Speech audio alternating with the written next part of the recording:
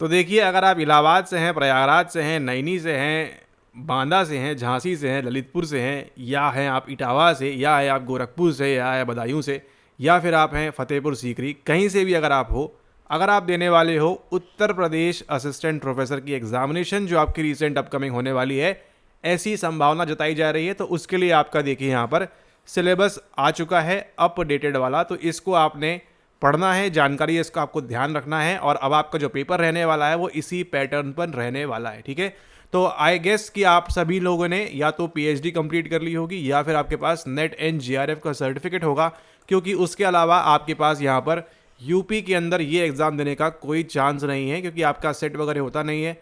ठीक है, और जो एग्ज़ाम होती है मतलब 5 साल में एक बार पीजीटी वाली, वो भी कभी कभी होती है, तो वो भी मैटर नहीं करता। मतलब आपके पास जो मिनिमम एलिजिबिलिटी होनी चाहिए इस स्टेट के अंदर, तो वो है आपकी यहाँ पर पीएचडी एंड नेट जीआरएफ। अगर आपको लगता है कि नहीं इसके अलावा भी और आपका काम चल जाता है, कुछ चेंजेस हैं यहाँ पर, तो आप वहाँ पर नीचे कमेंट करके ज़रूर बताइए। ठीक है, ताकि हमको ही मालूम पड़े और भी लोगों को मालूम पड़े। लेकिन नेट तो आपकी मिनिमम रिक्वायरमेंट है, चाहे आप इंडिया के किसी भी एग्जाम के अंदर बैठो।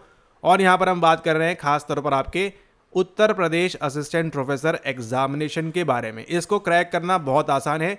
पेपर अगर हम बात करें, इसका जो पुराना वाला पेपर था इतना बेसिक, इवन अगर आप बात करें तो आपका जो यूपी पीजीटी आता है वो डिफिकल्ट आता है एज कम्पेयर टू आपका जो एपी का पेपर आता है। ठीक है, लेकिन कंपटीशन पीजीटी में बहुत हाई है, यहाँ पे बहुत कम है। लेकिन उसी के साथ साथ पढ़ने वाले जो लोग हैं वो भी काफ़ी स्मार्ट हैं। तो आपको कैसे तैयारी करनी है, क्या चीज़ें ध्यान रखनी है आपको, उस सब के बारे में बात करेंगे इस वीडियो के अंदर। तो किसी भी जिला से आप बिलोंग करते हैं, सिलेबस आपका जो है सिमिलर रहने वाला है। और अभी जो आपका यहाँ पर है, इसको वेबसाइट के ऊपर भी अपडेट किया गया है, तो आप वहाँ से जाकर भी इसको देख सकते हैं, ले सकते हैं, पढ़ सकते हैं। ठीक है, ओके। बात कर रहे हैं किस एग्जाम की, हम बात कर रहे हैं UP education service selection commission, यानी कि यूपीईएसएससी। अभी देखिए आपका एक और एग्जाम हुआ था जेल वाला, प्रेरी नहीं, जो भी होता है वहाँ पर जीआईडीसी, वो सब भी जो है, तो वहाँ पर भी आपको ध्यान रखना है कि आपके पास उत्तर प्रदेश में बात करें पिछले साल से, यानी कि 2025 से काफ़ी जो है यहाँ पर आपको उफान देखने मिल रहा है साइकोलॉजी के अंदर। यानी कि आपको जो है काफ़ी सारे एग्जाम्स देखने मिल रहे हैं आपको साइकोलॉजी के अंदर। एंड यूपी के अंदर एक और अच्छी बात है यहाँ पर कि अगर आपका जो है स्पेशल सब्जेक्ट में या अप्लाइड में कहीं पर आपका अगर क्रिमिनल साइकोलॉजी है, तो वो आपके लिए इंपॉर्टेंट रहता है, मैटर करता है वहाँ पर। ठीक है, तो ये जो एक आपकी फील्ड है, ये भी आपको अलग एग्जाम के लिए सपोर्ट करती है एज फार एज आप यूपी से बिलोंग करते हैं या फिर वो वाली एग्जाम आप देने वाले हैं। ठीक है, ओके। यहाँ पर हम जो बात करेंगे आपका psychology assistant professor higher education के अंदर आप काम करोगे। यहाँ पर सब्जेक्ट कोड जो रहेगा 37। तो मिनिमम रिक्वायरमेंट आपकी जो होगी वो रहेगी मास्टर्स, एमएससी, मास्टर्स जो भी साइकोलॉजी है आपकी, एंड उसी के साथ साथ आपका आइदर नेट नॉर जीआरएफ, ये इनमें से कुछ अगर होगा, so you will be eligible to apply in English. तो ये है आपका सिलेबस 1 2 3 4 5 6 7 8 9 10। और अगर हम बात करें आपकी, तो ये जो सिलेबस है आपका as it is copy paste तो नहीं है, लेकिन अगर आपने यहाँ पर यूजीसी नेट साइकोलॉजी की एग्जामिनेशन दी है कभी, तो आपको ये जो सिलेबस है ये जाना पहचाना लगेगा। अगर आपने अभी रिसेंट 21, 22, 23, 24, 25 के अंदर अगर आपने यहाँ क्रैक किया है। ठीक है, उसके पूर्व में आपको कुछ चीज़ें पढ़नी पड़ेंगी, ऐड करना पड़ेगा आपको, तो उन सब का भी आप यहाँ पर ध्यान रखेंगे। तो यहाँ पर हम देख लेते हैं सिलेबस एक बारी। आपका जो है फाउंडेशंस ऑफ साइकोलॉजी के अंदर देखिए historical roots of psychology, schools of psychology, structuralism, आपका जो है फंक्शनलिज्म जो है, साइको एनालिटिक, बिहेवियरिस्टिक, गेस्टाल्ट। अब यहाँ पर बोलोगे आप कि यहाँ पर आपको कॉग्निटिव नहीं दिया है या फिर आपको जो है और कुछ नहीं दिया है, तो उसके लिए आप जो है यहाँ पर आ जाएंगे, तो यहाँ कहीं ना कहीं आपको देखने मिल जाएगा। इन ऑल आपको साइकोलॉजी के अंदर जितनी भी चीज़ें हैं वो आपको पढ़ के जाना है। ठीक है, ओके। ऐसा नहीं है, पूछ नहीं सकते आपसे कि इसकी हिस्ट्री बताओ, बिल्कुल पूछ सकते हैं, लिखा हुआ है इस प्रकार से, लेकिन आपको जो है स्मार्टली उसको पढ़ना होगा। और यहाँ से आप मान के चलो एक सवाल आपका कन्फर्म है, ये किसने दिया, ये किसने दिया, ये किसने दिया, ये किसने दिया, मतलब ये जो आपका घिसा पेटा सवाल है, ये तो यहाँ पर आपको डालेंगे ही डालेंगे 100%। मतलब इस सवाल के लिए आपको एक्स्ट्रा पढ़ने की आवश्यकता नहीं है, ये सवाल आपको बनेगा ही बनेगा एग्जाम के अंदर, प्रोवाइडेड आप जो है बेसिक आपकी तैयारी स्ट्रांग है। तो उसके बाद देखिए आता है आपका वेस्टर्न एंड इंडियन पैराडाइम्स में आपका and perspective, positivism, post positivism and social constructionism, concept of self and personality in the Upanishad. तो यहाँ पे उपनिषद की एंट्री हो चुकी है। अगर आप देखोगे तो आपके नेट के सिलेबस में कहीं भी एक्सप्लिसिटली, यानी कि खास तौर पर आपका जो है यहाँ पर मौजूद नहीं है और आपको जो है यहाँ पर अलग से इसको मेंशन नहीं किया गया है इसके अंदर, नेट के अंदर। लेकिन यहाँ पर अगर आपको मेंशन किया है, इसका मतलब यहाँ से सवाल आपके बनने के बहुत ज़्यादा सॉलिड चांसेस हैं। ठीक है, ओके। उसी के साथ देखिए आपका जो है यहाँ पर अब आप देखोगे सांख्य योग है, यानी प्रकृति पुरुष पे सवाल बनेगा ही बनेगा, गारंटीड है। भगवत गीता 18 चैप्टर याद कर लेना, कौन कौन सा है। द्वंद्व योग जो होता है आपका, उसको याद रखोगे आप। उसके बाद देखो आयुर्वेद, यानी कि आपका इंटीग्रल योगा, नहीं सॉरी क्या बोल रहे हैं यहाँ पर, आयुर्वेद के अंदर आपका जो है अष्टांग योग लग जाएगा। और जो साइकियाट्री से अगर लिंक करना चाहें तो उसको भी यहाँ पर कर सकते हैं, depending upon the perspective of the examiner who is going to conduct और make the questions for that particular examination अंग्रेजी में। उसके बाद देखो यहाँ पर आपको यहाँ पर बुद्धिज्म दिया हुआ है। ठीक है, तो आपको सवाल बुद्धिज्म से बनाएगा और आपके जो इसके अंदर 8 चीज़ें हैं, 5 चीज़ें हैं, वो आपको ध्यान रखनी है।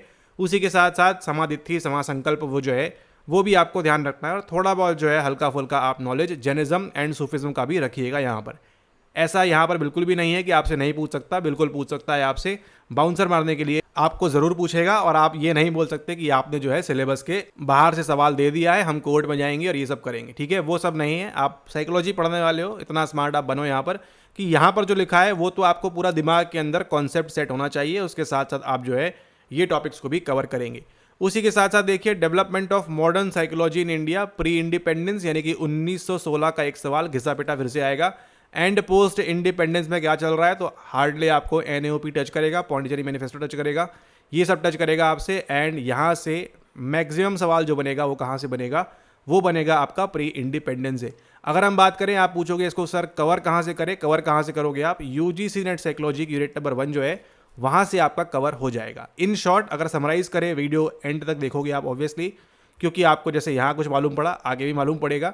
तो समराइज इसको करें अगर, तो आपको जो यूजीसी नेट का सिलेबस है उसको आपने पढ़ना है, प्लस इसके अंदर जो एक्स्ट्रा एडॉन्स हैं उसको आपने पढ़ना है। एंड आप जो है सक्सेसफुली एग्जाम में अच्छा स्कोर करेंगे। प्रॉपरली अगर आप पढ़ोगे तो आपको यहाँ पर नेगेटिव मार्किंग का भी खतरा नहीं होगा। उसके बाद आपके इस एग्ज़ाम की, असिस्टेंट प्रोफेसर एग्ज़ाम की, one of the most important unit, इसको ज़्यादा एक्सप्लेन नहीं करेंगे कि ये जो है आपका same to same copy paste है कहाँ से, आपके यूजीसी नेट से, अलग से इसके अंदर कुछ भी नहीं है। ठीक है, सारा का सारा जो आपका यूनिट नंबर 2 है यूजीसी नेट साइकोलॉजी की, सेम आपकी जो है यहाँ पर चल रही है। जो आपका मनोविज्ञान का पेपर नंबर 2 होता है, सारा का सारा आपको यहाँ पर दिया हुआ है। ठीक है, कुछ चेंजेस अगर आप यहाँ पर देखो, फ्रीडमैन भी दिया हुआ है, डिस्पर्शन भी है, वेरिएबल, हाइपोथेसिस, ठीक है, यहाँ तक सब सेम कॉपी पेस्ट है। कोरिलेशन के अंदर 5 कोएफिशिएंट, सिंपल लीनियर रिग्रेशन, ठीक है, यहाँ भी ठीक है। फैक्टर एनालिसिस में ये भी कॉपी पेस्ट है, यानी कि अच्छा एक यहाँ पर चेंज है, वो है आपका यहाँ पर डिस्कर्सिव मेथड। ठीक है, कर्सिव राइटिंग नहीं है, डिस्कर्सिव मेथड यहाँ दिया हुआ है।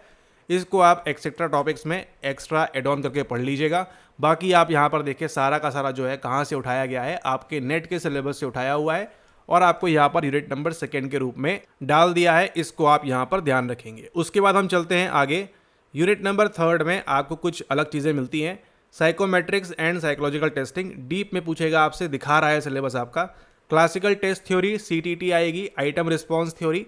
अब आप बोलोगे यहाँ पर कि आपको आइटम कैरेक्टरिस्टिक कर्व नहीं दिया हुआ है तो क्या सवाल नहीं बनेगा, ऐसा नहीं है।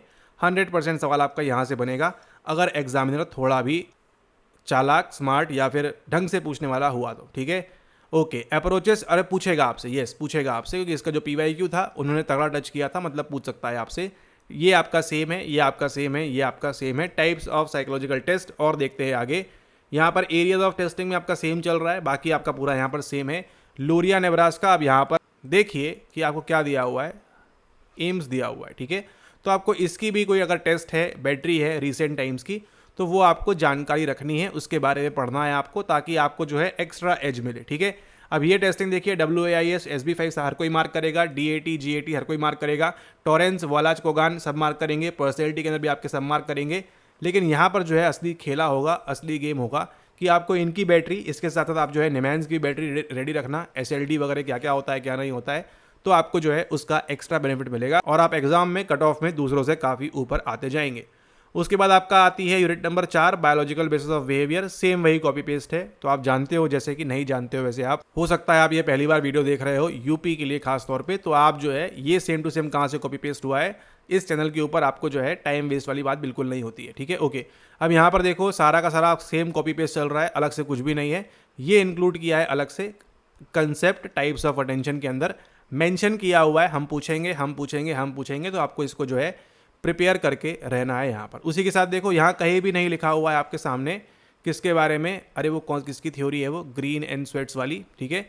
वो जो थ्योरी है उसको आप कहीं नहीं लिखा हुआ है यहाँ पर, लेकिन आपसे पूछ सकता है बिल्कुल, ठीक है। तो आप एग्जाम के अंदर हिट करोगे या मिस करोगे, डिपेंड करेगा टोटली कि आप कितने अच्छे से सिलेबस को पढ़कर आप समझ रहे हो एंड मार्क कर रहे हो एग्जाम के अंदर जाके। उसके बाद देखिए यूनिट नंबर 5 में आप आएंगे, learning memory forgetting same to same है, कुछ भी चेंजेस नहीं है यहाँ पर। यूजीसी नेट का जो आपका यूनिट नंबर 5 है वैसे का वैसे ही है, इवन आपका यहाँ पर शॉर्ट किया हुआ है, ठीक है। शॉर्ट दिया हुआ है, वर्बल लर्निंग, डिस्क्रिमिनेशन लर्निंग दी हुई है आपको, बाकी मॉडल्स ऑफ मेमोरी आपको दिए हुए हैं, ठीक है। तो आपका सेम टू सेम चल रहा है, इसके अंदर आपके कोई भी चेंजेस नहीं है। 6 नंबर की हम बात करें, यूनिट नंबर 6 में आपका थिंकिंग, इंटेलिजेंस, क्रिएटिविटी, बैरियर्स इन problem solving, language comprehension, fundamental aspect, ठीक है। सारा का सारा जो आपको यूजीसी नेट के अंदर पूछता है वही आपको देखने मिल रहा है, ये भी ठीक है, ये भी ठीक है। एक भी नाम हमको जो है यहाँ पर, अरे एक मिनट, एक भी जो नाम है यहाँ पर अलग से नहीं देखने मिल रहा है, सारा का सारा कि उन्होंने किसी नई की थ्योरी डाल दी हो, ऐसा कुछ भी नहीं है। सेम टू सेम जो है आपको यहाँ पर चल रहा है यहाँ पर अभी तक, ठीक है। इसके अंदर कुछ ऐसे मेजर चेंजेस नहीं है, मतलब खाली इतनी बात है, इसको क्या कर दिया उन्होंने, उसको यहाँ पर मुगल सराय को क्या बना दिया, उनको यहाँ पर दीनदयाल उपाध्याय डीडीयू आपको यहाँ पर बना दिया है, ठीक है। केवल इतना ही हुआ है। पर्सनैलिटी, मोटिवेशन, इमोशन में आप देखो यहाँ पर भी आपका सेम वही चीज़ें चल रही हैं, कोई चेंजेस नहीं है आपके इसके अंदर भी, ठीक है।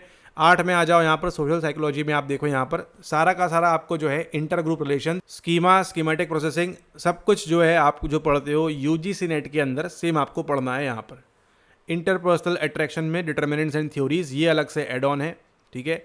हेल्पिंग बिहेवियर में कंसेप्ट, डिटर्मिनेंट्स एंड थ्योरीज, ये थोड़ा सा एड ऑन है। बाकी इनके अलावा बाकी जो आप देख रहे हो यहाँ पर सेम टू सेम चल रहा है एज इट इज़ आपकी यूनिट नंबर 8 जो है साइकोलॉजी उसके अंदर।